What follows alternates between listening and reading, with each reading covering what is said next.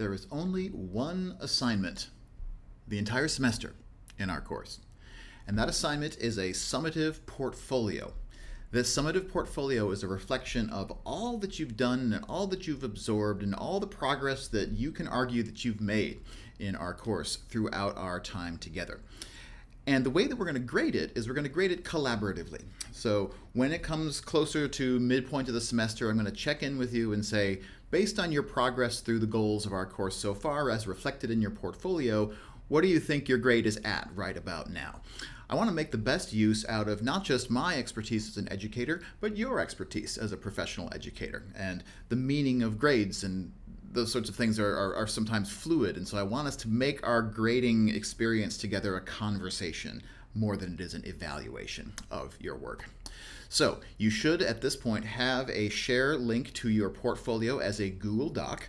That's a document that you and I will have access to, but no one else. And that's the document where all of your work that you want to be assessed for your grade should ultimately reside. So if you're doing your math work on paper, my recommendation is that you capture that paperwork using a scanning app and then upload that legible document into your portfolio. Otherwise, if you're typing up your work or if you have graphics exported from Desmos or videos or whatever other multimedia content you might generate in the learning process, capture that, upload it into your portfolio. That's where it's going to reside. And at any point, if you want my feedback on your work on either a single problem or on your portfolio as a whole, just reach out to me via Discord. I'm happy to go in and add my comments in the margins that can help you to revise. And so this portfolio of yours is a living document throughout the entirety of the semester. The ink doesn't dry on it until the very last day of our course, and maybe even a day or two beyond that, because we don't have to have our final grades in until a couple days after that.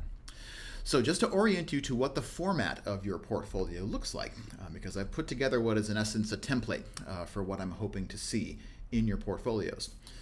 So very much like any professional or even academic portfolio, it's based around a section at the beginning that's called the portfolio narrative. It's the first section in the portfolio, but it should be the last one that you actually complete, because what it ought to be is maybe a page or two of describing how the evidence that you were about to see later on in the portfolio demonstrates that you've reached the learning goals of the course for the semester. Talk about your learning, talk about your process, what are some of the things that you struggled with, what are some of the biggest things you're taking away from the course, etc.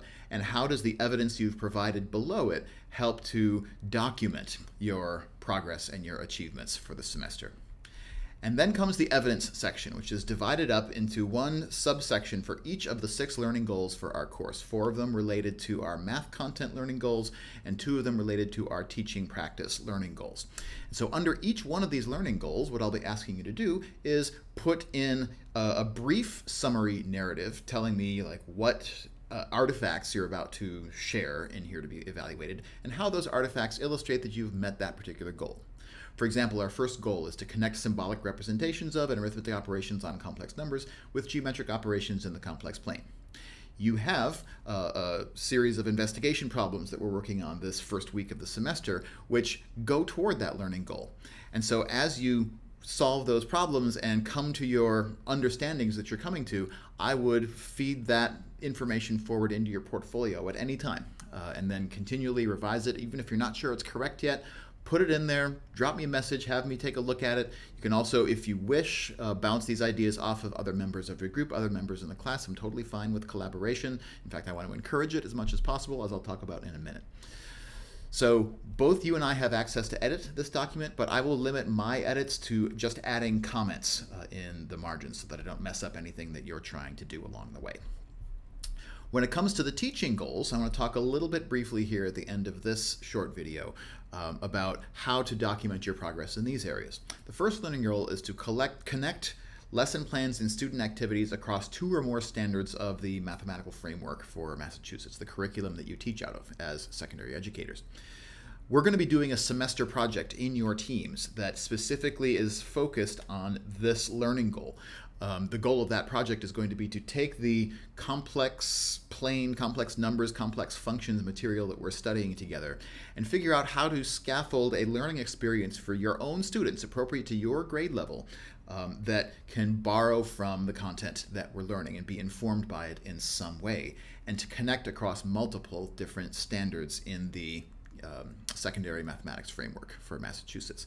So the project that you'll be working on with your project team is going to provide you a really hopefully good source of material to document your progress toward learning goal T1.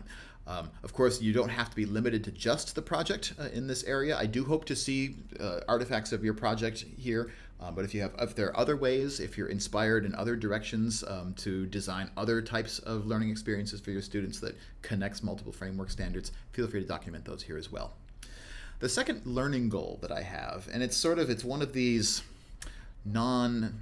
sounds non-academic kind of learning goals, but to me it really is a goal of any postgraduate course that we have, where all of you, and me included, are all in the business of mathematics education. And so I'm hoping that our time together, even though it's an asynchronous web course, can help to really build community and foster partnerships among math educators, both between secondary educators in the classroom and between secondary teachers and university mathematicians. I think those relationships and those networks are so vital to the thriving not only of our profession, but also of broadly speaking, the math education of our population in this region of Massachusetts from now into the future.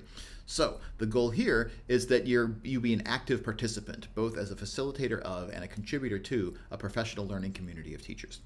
So a great way to generate some evidence for this learning goal would be to go into our Discord server and start a conversation and help to sustain a conversation, or make significant contributions to conversations that are already going on.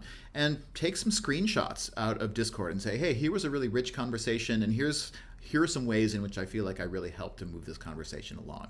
Or here's a point where I was really able to share a valuable resource with one of my classmates that helped them to solve a problem or to get over a hurdle that they were experiencing.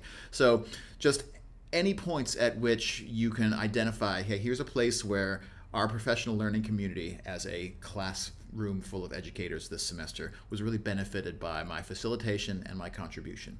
And ideally, I think the way to demonstrate this learning goal the best is to show an instance where you facilitated a conversation, where you sort of sparked a new topic and helped to sustain it, and also times when you were a contributor to someone else's conversation that they helped to spark and facilitate.